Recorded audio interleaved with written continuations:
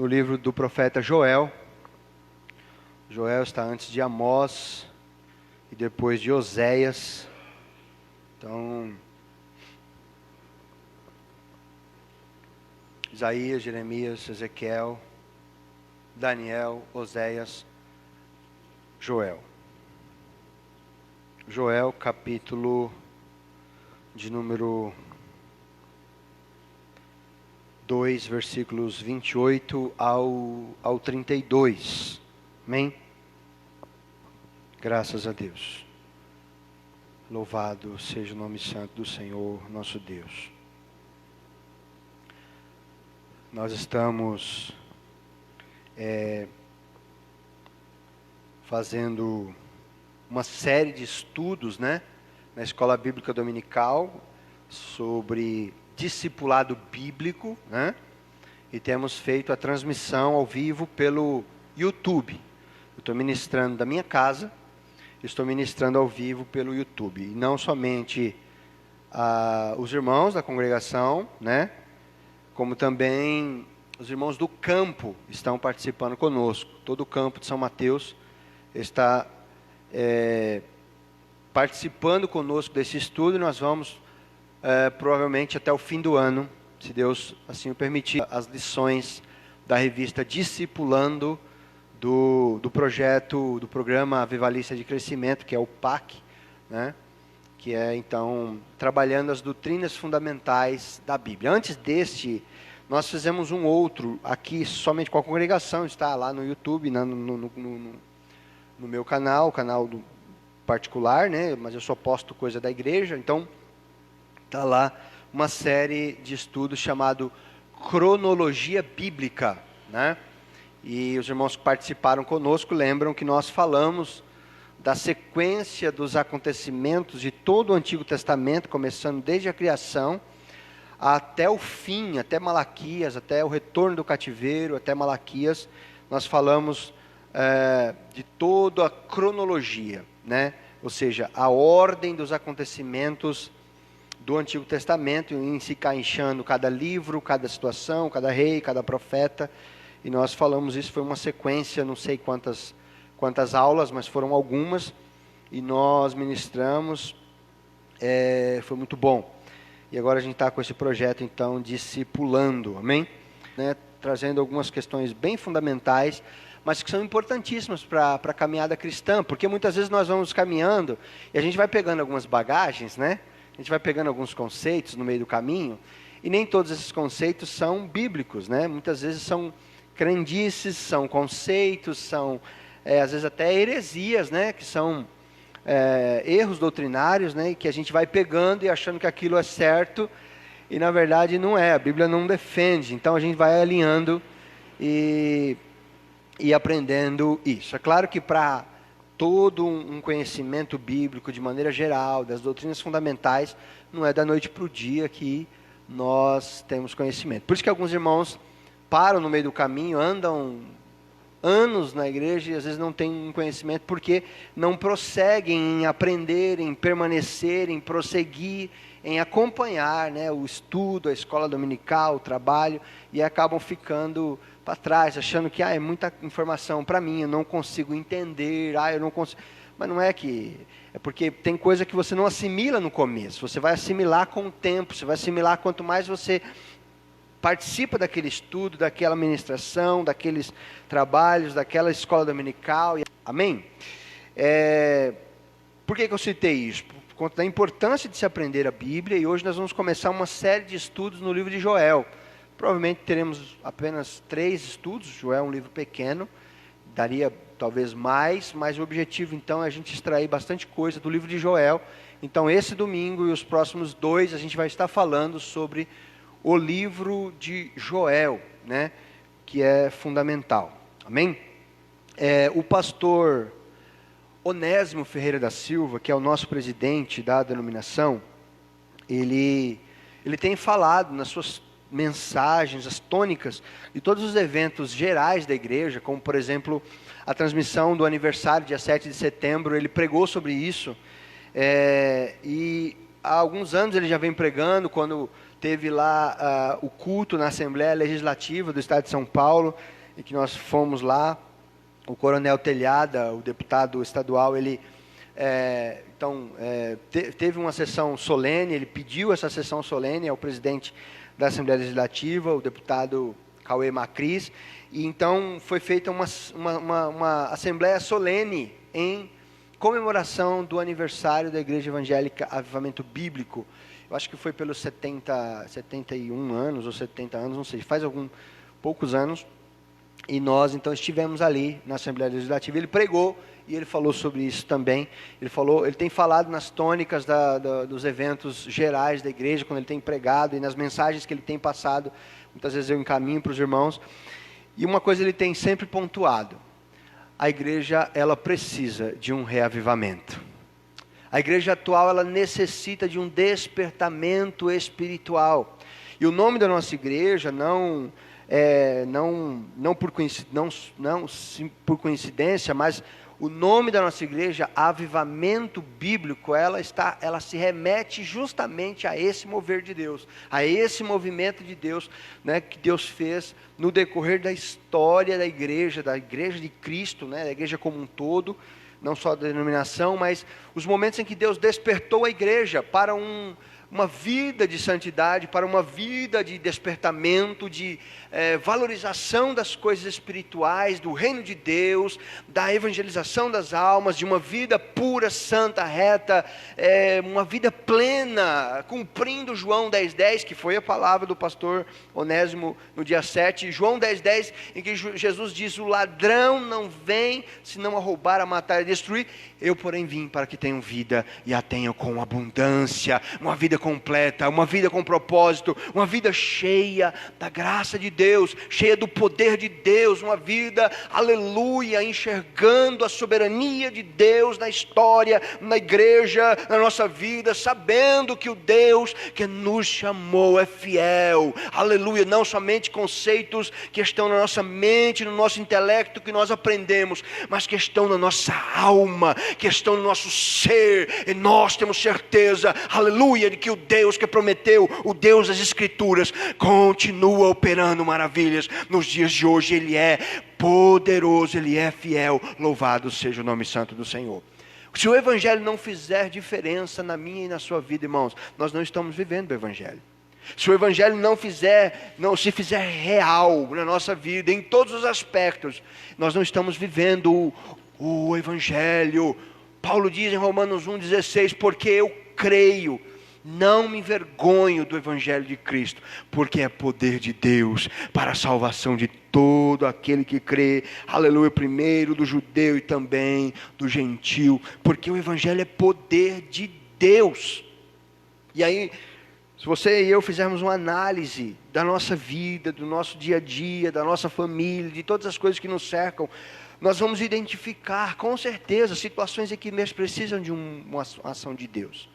Nós vamos identificar situações em que nós vemos que há algo que talvez saiu, está distante daquilo que as realidades da palavra de Deus apresentam. E por quê? Porque o Evangelho é poder de Deus, e nós não temos vivido muitas vezes o poder de Deus.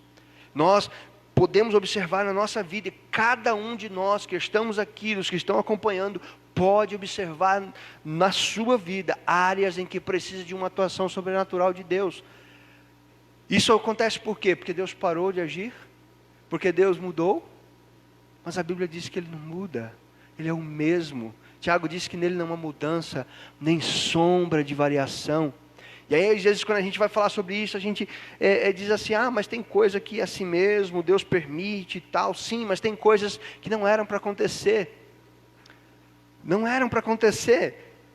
Se a ação de Deus, o poder de Deus está atuando, se nós estamos buscando com mais intensidade ou da forma que Ele gostaria, se nós estamos no centro da sua vontade, poderiam não acontecer. E se você analisar na sua vida, irmãos, eu sei as minhas, eu não sei as suas, eu também não estou preocupado em saber, a menos que eu possa ajudar em alguma coisa. Mas é importante que você identifique essas áreas, essas situações na sua vida, aleluia, e entenda que existe muito mais de Deus, aleluia, para operar, existe muito mais de Deus para Deus fazer, para Deus esclarecer, para Deus manifestar o seu grande poder, a sua, aleluia, mão poderosa, agindo de maneira tremenda. Então o apóstolo, nós não temos apóstolo, o pastor Onésimo, pastor Onésimo, ele sempre fala isso, a igreja precisa de um reavivamento, mesmo nos nossos dias, aqueles que têm vivido,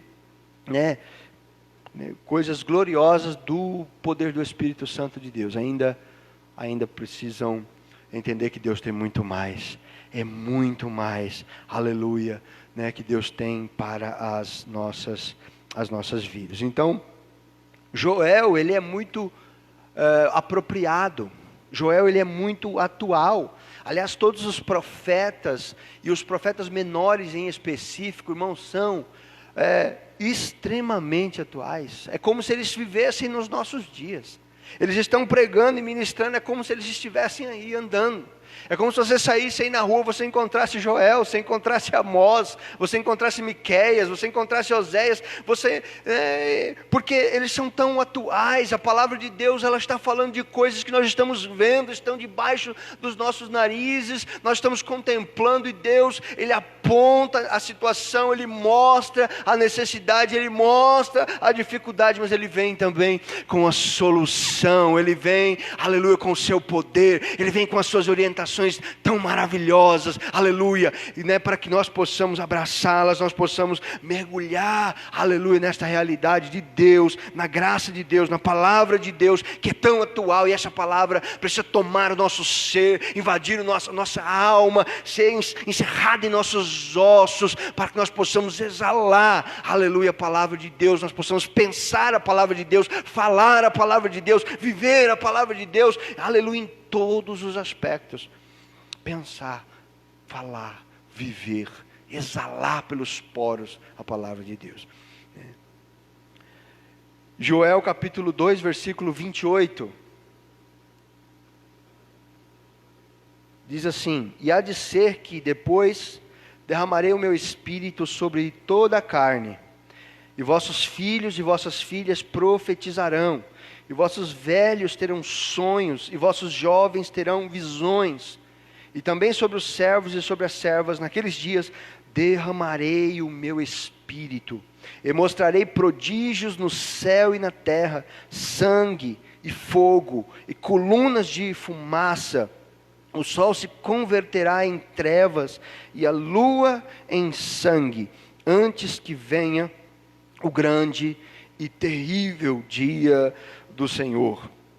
E há de ser que todo aquele que invocar o nome do Senhor será salvo, porque no monte de Sião e em Jerusalém haverá livramento, assim como o Senhor tem dito, e nos restantes que o Senhor chamar. Aleluia, louvado seja Deus. Será que você pode nesta noite, aleluia, ser despertado com esta palavra? Será que nesta noite esta palavra pode alegrar o seu coração, a despeito de tantas dificuldades que você tem passado? Aleluia, será que você pode nesta noite, aleluia, diante dessa nuvem de dificuldades, deste monte, dessas coisas que deixam a sua visão embaçada, você ter um raio de visão clara e límpida, e contemplar o Deus que está sentado num trono de glória, que é Senhor da sua vida, que é Senhor da minha vida, e não somente isso, é Senhor absoluto sobre todas as coisas, sobre a terra, sobre o céu, sobre tudo, sobre o universo. Ele é Deus, Ele é Senhor,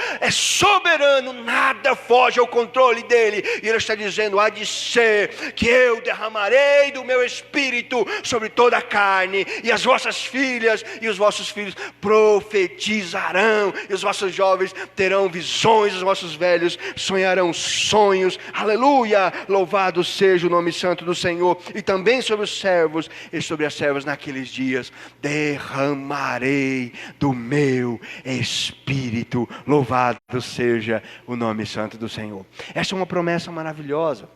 E essa promessa dá base para esta primeira mensagem, das 3 que nós vamos ministrar.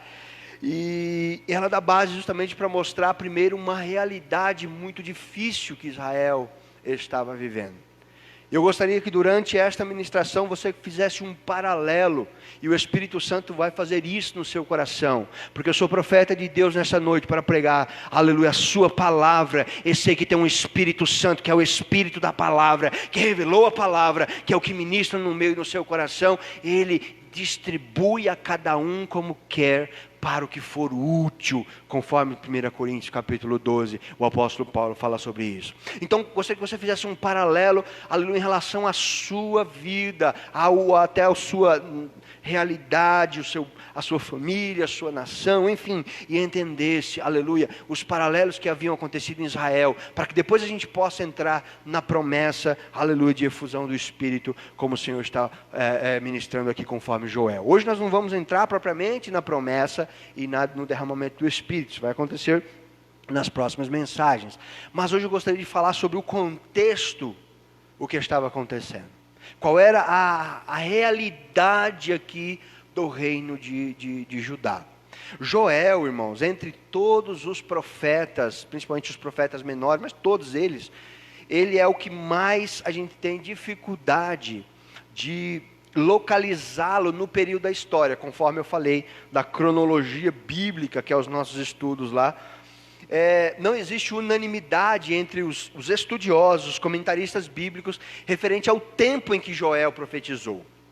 Porque não há menção no livro de Joel a nenhum rei, não há menção a nenhum império, não há menção a uma questão temporal, né? Porque naquela época se media o tempo em relação ao tempo. Os outros profetas disseram assim, no tempo em que morreu o rei Uzias.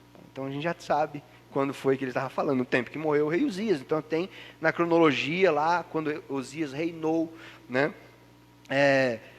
Palavras de Isaías, filho de Amós, nos dias de Uzias, Jotão, Acás e Ezequias. Então tem pessoas sendo ministradas, né? Sendo apresentadas como tempo. Daniel diz, no ano, né, tal do rei Joaquim, veio Nabucodonosor a Jerusalém, a sitiou. Então ele cita reis que possibilitam você entender o período histórico. Joel não faz isso. Joel não tem nenhuma menção em relação ao tempo que ele profetizou. Aliás, o próprio profeta Joel, ele é um desconhecido.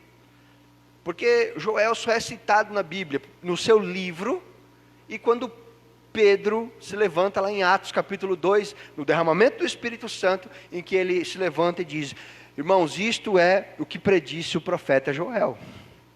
Somente esses 2 pontos fala sobre Joel. Joel faz a promessa do derramamento do Espírito, Deus cumpre lá em Atos 2 e Pedro faz a menção, o apóstolo Pedro faz a menção de Joel. Fora isso, nós não sabemos absolutamente nada sobre Joel.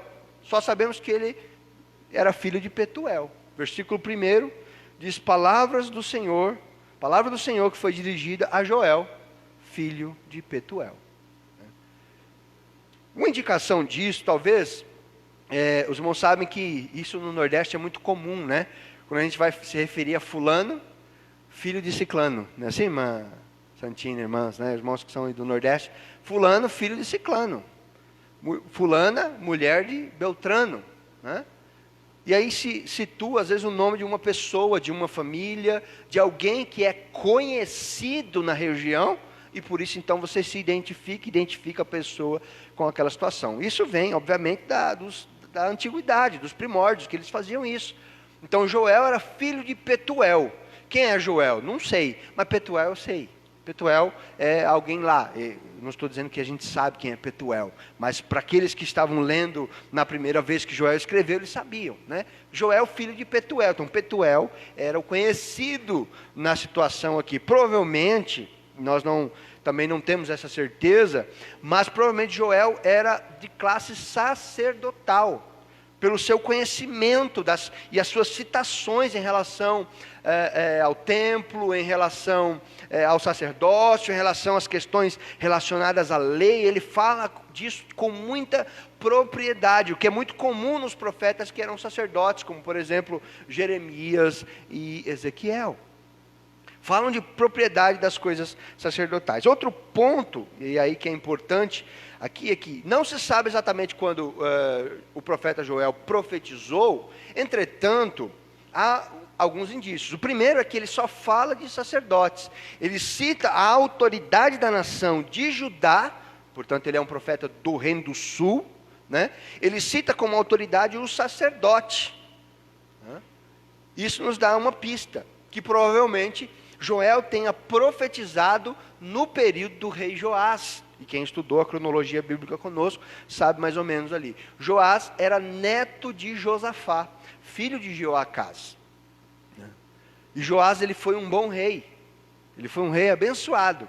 Porém, os irmãos lembram que quando Acás morreu, Atalia, que era a mãe dele, e essa Atalia era filha de Onri, portanto era irmã de Acabe, do Reino do Norte, porque uma das maiores besteiras que Josafá fez, Josafá foi um bom rei, era avô de Joás. Josafá foi um bom rei, mas ele se aparentou com Acabe. Isso foi um problema, porque os irmãos lembram que Acabe foi o pior rei de Israel, do Reino do Norte. Eu estou falando aqui de Reino do Norte e Reino do Sul, eu falo muito isso, acho que isso já é bem comum para os irmãos, né? Quando Salomão morre, Roboão assume o trono, e aí então houve a divisão das tribos. 10 tribos do norte seguem Jeroboão, filho de Nebate, e somente a tribo de Judá e Benjamim, que ficava dentro de Judá, segue a Roboão. E aí então é o Reino do Sul, com capital em Jerusalém. O Reino do Sul é chamado de Judá. E o Reino do Norte, que é chamado de Israel, com capital em Samaria, né, tem essa sucessão de reis ímpios. Nenhum rei do norte foi bom. No Reino do Sul teve alguns reis que serviram ao Senhor, foram abençoados, teve outros reis que foram ímpios também. O Reino do Norte foi destruído antes com a Assíria destruiu o Reino do Norte e acabou, levou eles para o cativeiro, eles nunca mais voltaram, e só ficou o Reino do Sul, que era Judá, onde tinha o templo em Jerusalém. Então, Josafá ele se aparenta com a casa de Acabe. Acabe nesse momento reinava no norte e Josafá reinava no sul. Ele era um rei abençoado. Os irmãos lembram que no período de Josafá, os moabitas cercaram Jerusalém, queriam destruir Jerusalém. Ele ora ao Senhor e o profeta se levanta e diz: nesta peleja não tereis que pelejar, aleluia, porque esta peleja não é vossa, é do Senhor, né? Por conta de um contexto histórico que Josafá estava orando, mas Josafá foi uma bênção, Deus era com ele, mas ele cometeu esse problema, esse erro. Isso nos dá a entender e mostra que nós, mesmo servindo a Deus, e mesmo os mais piedosos e piedosas, podem cometer erros. Por isso vigie, irmão. Vigie, querido. Vigie, ore a Deus. Se encha da graça e da palavra de Deus, para que você permaneça de pé. O apóstolo Paulo disse: aquele que cuida estar de pé, né? Aquele que pensa estar em pé, cuide para que não caia. Amém? E então Josafá se aparenta com Acabe, né? Ele então dá a filha de Onri, que era a irmã de Acabe, ao seu filho Jeoacás, por mulher. E Jeoacás então e a Atalia, que era essa filha de Onri, dão aí, enfim, tem vários filhos, e um deles é Joás. Quando Jeoacás morre, ele morre cedo porque ele é um rei ímpio. O rei Joás era bebê ainda, talvez 1 ano, nem isso. E a Atalia, irmãos, manda matar todos os filhos, que era a linhagem real, e ela assume o trono. Assume não, ela usurpa o trono, né? E a mulher do sacerdote, o sumo sacerdote Joiada, que era o sumo sacerdote na época, esconde Joás, leva o moleque, né? Leva o menino, esconde o menino, e é o único que escapa, todos os outros são mortos. E Joiada então cria esse menino escondido no templo, porque o que mandava no templo era o sacerdote, né? Então eles escondem o menino, e esse menino então vai crescer. Quando esse menino atinge a idade de 7 anos, Joiada faz o quê? Reúne o exército, manda matar a Atalia, que está reinando, isso demorou uns 6 anos, então chama ela, tira ela para fora do palácio, mata ela, e então todo o povo então conclama e coloca Joás como rei. Só que ele era um menino ainda, tinha 7 anos de idade. Então ele foi tutelado, ou seja, ele foi, como no Brasil aconteceu, né, com o príncipe Dom Pedro, ele era regente, não era? Príncipe regente, e aí tinha um tutor, que era Marechal Deodoro da Fonseca, né? Ele foi patrono, né, da independência, em função dessas situações, porque ele então tutelava e era o grande conselheiro do imperador até que ele atingisse maioridade e pudesse reinar. A mesma coisa aconteceu com o rei Joás, obviamente muito antes, né? Então, Joiada e os sacerdotes eram a referência de governo da nação. O rei ainda não tinha idade, ainda era imaturo, ainda era uma criança, tinha 7 anos de idade, né? Então, talvez, e é o que muitos estudiosos entendem, que nesse período, então, o profeta Joel, ele profetiza. E a menção dele não é o rei, ele não menciona o rei, ele vai mencionar os sacerdotes, embora não mencione o nome dos sacerdotes. Amém? Então, o pano de fundo é o seguinte: nós vemos de um período em que Josafá foi um bom rei, mas agora nós temos 2, 3 anos de uma crise no Reino do Sul, por conta de Jeoacás, que era ímpio, mesmo sendo filho de um rei piedoso, ele era ímpio, e era filho de Atalia. E lá em Crônicas, eu preparei, mas não mandei a mensagem aqui para eu acompanhar, né, com as referências, mas em 1 Crônicas 22, 1 Crônicas 23, ali você vai, ou é 2 Crônicas, enfim, você vai ver essas menções, que Jeoacás era ímpio porque a sua mãe o aconselhava, Atalia, que era filha de Onri, que era da casa de Acabe, e Acabe foi o pior rei de Israel. Os irmãos lembram aquelas lutas travadas do profeta Elias para com Acabe e toda aquela questão. Então Joacás e a sua impiedade promovem uma crise, ele morre prematuramente, a sua mãe manda matar a linhagem real, usurpa o trono, né? E Deus, por uma providência, permite que a mulher de Joiada esconda o rei Joás. Então a gente tem uma crise. O povo, em 3 anos, o povo entra numa crise espiritual. Havia idolatria. Os irmãos lembram que Jezabel havia instituído a idolatria no Reino do Norte. Era obrigatório servir a Baal. Ai daquele que servisse o Senhor. Ela mandava matar os profetas do Senhor. Os irmãos lembram disso. Agora Atalia, que é a irmã de Acabe, está reinando no sul. Será que aconteceu coisa diferente? De jeito nenhum. Ela mandou colocar ídolos dentro do templo de Jerusalém. Ela mandou colocar coisas, né, astarotes, né, coisas dentro do templo de Jerusalém. Isso promoveu cada vez mais uma crise, cada vez mais situações complicadas no reino de Israel. Se a gente for lá para Deuteronômio, capítulo de número 28, vamos lá em Deuteronômio, capítulo 28, a gente vai entender o que então estava acontecendo no período, baseado na profecia, ou na mensagem da lei de Moisés, que ele havia pregado. Isso se deu e aconteceu como resultado lá na ocasião. Deuteronômio 28 é conhecido como o capítulo áureo aí das bênçãos e das maldições. Amém? Então, Deuteronômio, que é o 5º livro da Bíblia, Deuteronômio capítulo 28, você vai ler, do capítulo 28, do versículo 1 até o 14, você vai ler sobre as bênçãos que seriam lançadas do monte Gerizim.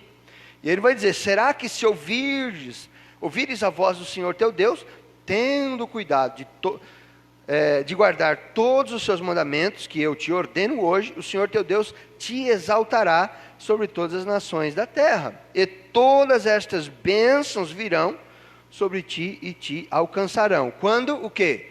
Quando ouvires a voz do Senhor teu Deus. Bendito serás tu na cidade, bendito serás no campo. Bendito o fruto do teu ventre, bendito o fruto da tua terra, bendito o fruto dos teus animais, a criação das tuas vacas e os rebanhos das tuas ovelhas. E assim, se você ler até o versículo 14, você vai ver as bênçãos que seriam lançadas do monte Gerizim. Agora, a partir do versículo 15, e aí é um período de leitura muito maior, vai até o versículo 68, vai falar sobre os castigos por desobediência. Será que, versículo 15, será que, se não deres ouvidos à voz do Senhor teu Deus, para não cuidares em fazer todos os seus mandamentos e os seus estatutos que hoje te ordeno, então sobre ti virão todas estas maldições e te alcançarão, Maldito serás na cidade, maldito serás no campo, maldito o teu cesto e a tua amassadeira, maldito o fruto do teu ventre, o fruto da tua terra, e a criação das tuas vacas, e os rebanhos das tuas ovelhas. Maldito serás ao entrares e ao saíres, e assim vai toda a questão. Mais para frente, ele vai, versículo 21, o Senhor te ferirá, o Senhor te fará pegar a pestilência, até que te consuma da terra, para a qual, vais a possuir, O versículo 25, o Senhor te fará cair diante dos teus inimigos, por um caminho, por um caminho sairás contra eles, e por 7 caminhos fugirás diante deles. Volta no versículo 22.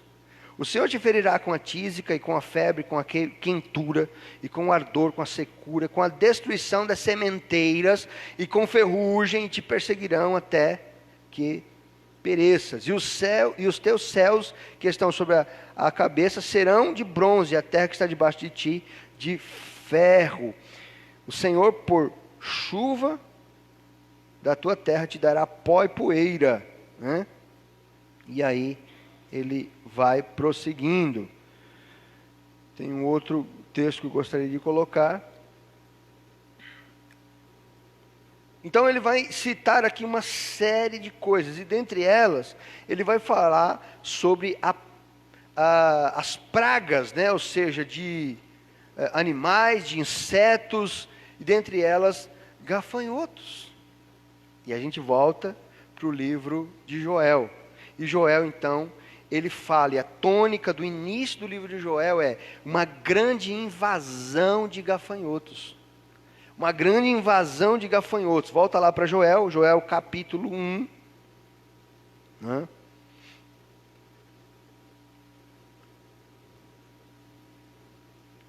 Por favor.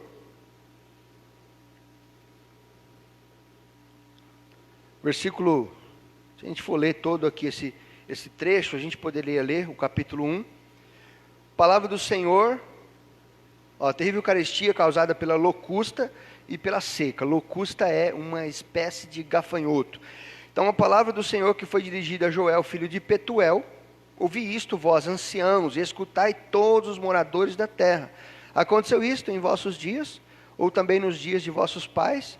Fazei sobre isto uma narração a vossos filhos, e vossos filhos a seus filhos, e os filhos destes a outra geração. O que ficou da lagarta, o comeu o gafanhoto, e o que ficou do gafanhoto, o comeu a locusta, e o que ficou da locusta, comeu o pulgão. Despertai ébrios, chorai, gemei todos os que bebeis vinho por causa do mosto, porque tirado é da vossa boca.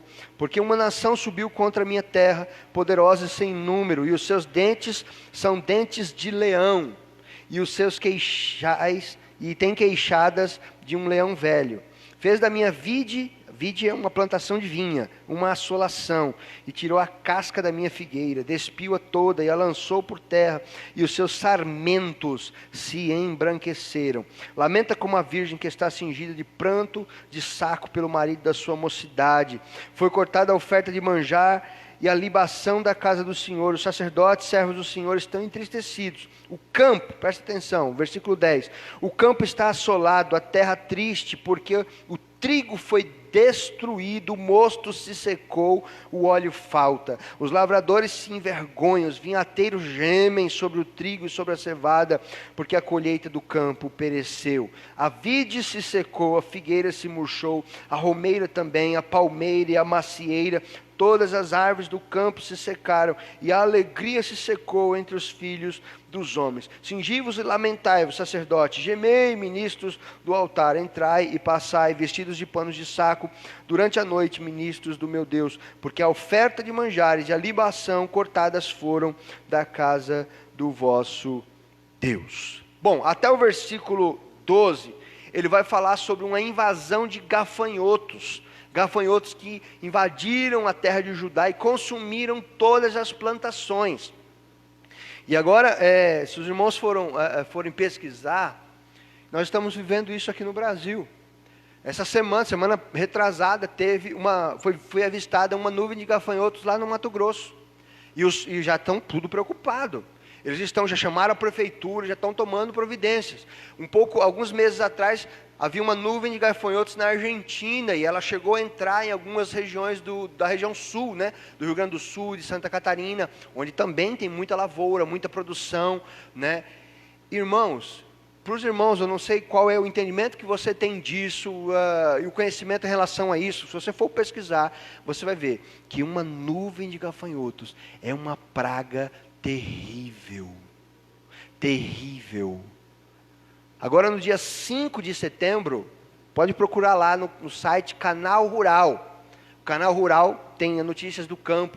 Uma nuvem de gafanhotos no Mato Grosso. E eles então, de um dia para o outro, irmãos, mostrou alguns cajueiros, algumas árvores que tinham lá na região, algumas árvores frutíferas inclusive, né, fora cajueiros, de um dia para o outro, ficou seco, sem nenhuma folha. Eles pousam, vêm. Por que chama nuvem, né? Nuvem é um substantivo coletivo que denota uma quantidade grande, né? Então vem aquela revoada que faz até sombra, né?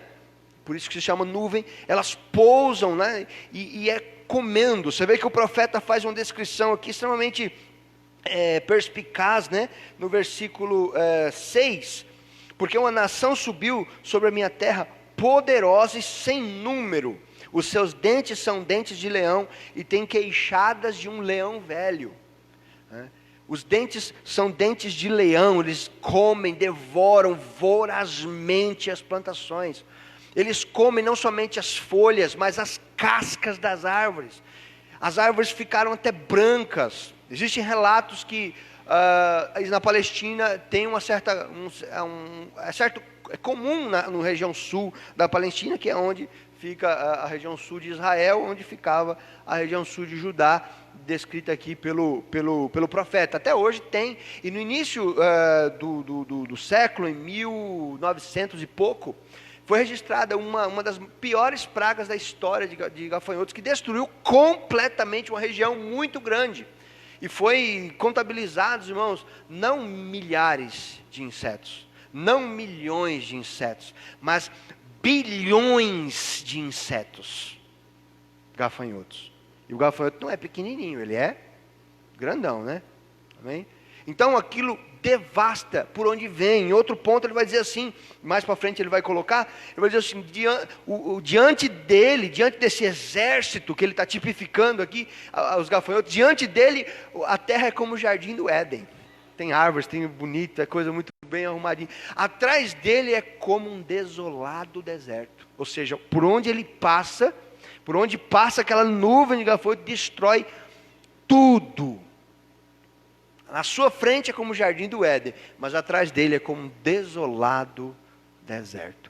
Então, Joel está descrevendo uma ocasião, e por isso que é difícil localizar esse período, porque esse período dessa praga não é mencionado em nenhum outro livro da Bíblia, nem na época do rei Joás, quando se é colocado. É uma hipótese que tenha se acontecido na época do rei Joás, mas também não cita esse fato. Mas o mais importante não é o tempo em que isso aconteceu, mas a atualidade da mensagem.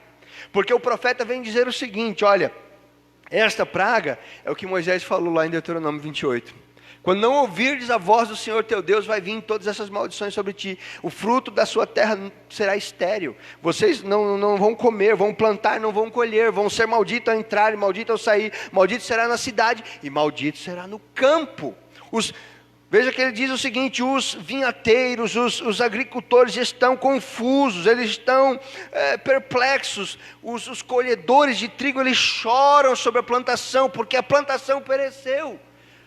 Meses de trabalho foi por água abaixo, perdeu-se tudo que eles fizeram, por conta do pecado de Judá, por conta da situação que o povo estava vivendo, abandonaram ao Senhor, e todas essas coisas, Moisés dizia lá atrás, virão sobre ti e te acometerão, vocês não escaparão, porque o Senhor visitará vocês com a espada, com a peste, com a pestilência, com a destruição destas coisas. Por quê? Por causa que vocês deixaram o Senhor. E Moisés, Joel vem trazer o quadro desolador que estava acontecendo. Se não tinha trigo, não tinha pão. Se não tinha uvas, não tinha vinho. Se não tinha oliveiras, não tinha óleo. Aleluia! Louvado seja o nome do Senhor. Se não tinha romeira, não tinha alimento, não tinha ungüentos. Se não tinha macieira, não tinha comida, pasta de figos, não tinha figueira, não tinha remédio, não tinha nada. Uma crise completa e destruidora. Até a oferta de manjares da casa do Senhor não tinha mais, porque não tinha de onde tirar.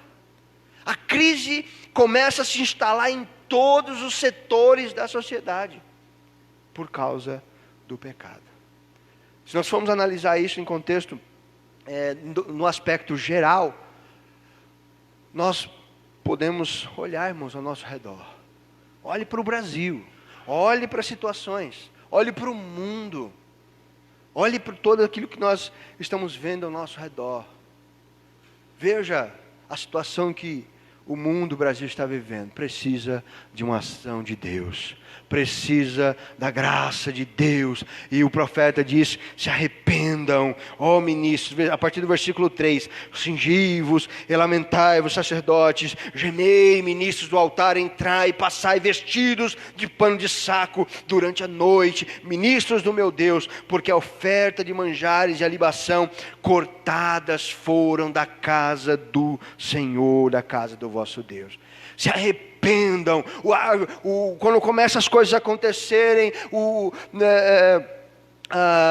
a solução não é se revoltar, a solução não é sair reclamando do governo, a solução não é reclamar da família, a solução não é reclamar do marido, da esposa, dos filhos, dos pais, não é buscar um problema fora, mas é olhar para dentro e se arrepender e buscar o favor de Deus e clamar a misericórdia do Deus Todo-Poderoso, que é compassivo, é longânimo, aleluia, diante de toda e qualquer crise situacional.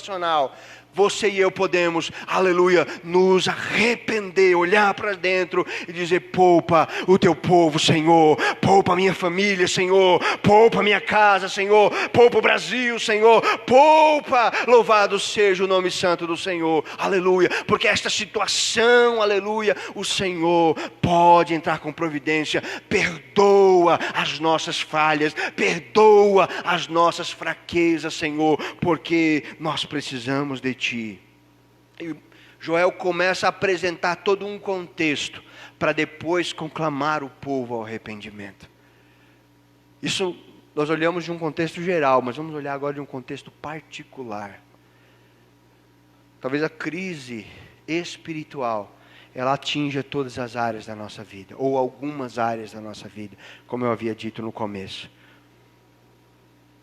A resposta é a mesma.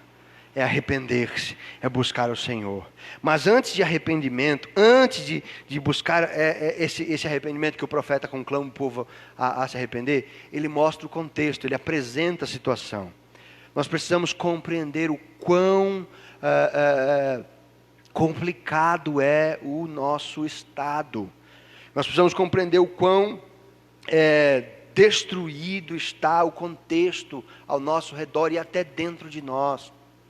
Nós precisamos compreender o tamanho da necessidade, porque é o tamanho da necessidade que vai conduzir o tamanho do nosso clamor.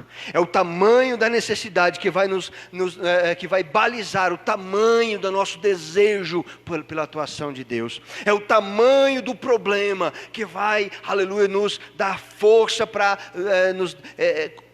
colocar a intensidade de nós buscarmos a solução em Deus, que é o único que pode entrar com providência sobre todas as coisas. Louvado seja o nome do Senhor. Quando Neemias ele volta para Jerusalém para reconstruir os muros, ele primeiro faz, durante 3 dias, ele faz um reconhecimento em Jerusalém, observando todos os problemas, todas as necessidades que tinham que resolver, tudo. Depois ele reúne o povo, apresenta cada uma delas e diz: vocês estão comigo?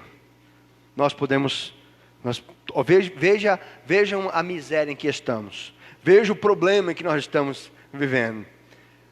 O Senhor nosso Deus, Estou aqui porque o Senhor nosso Deus tem sido conosco, aleluia, e Ele será conosco também para reconstruir essa cidade. Depois de 124 anos de destruição, Neemias reconstrói a cidade em 52 dias, porque Deus era com eles, porque o povo se levantou, porque Josué, aleluia, sumo sacerdote, porque Zorobabel, porque todos os irmãos estavam com eles, porque Ageu, porque Zacarias, porque Malaquias, foram homens de Deus que os incentivaram. Mais atrás aqui em Joel a mesma coisa, o povo conclama, Deus conclama o povo ao arrependimento. Então esse era o contexto, e nós vamos continuar isso então na nossa próxima mensagem, então com a conclamação de Deus ao arrependimento. E em Joel nós temos uma boa notícia, o povo responde positivamente a esse arrependimento, e Deus responde maravilhosamente conforme a sua promessa. Amém?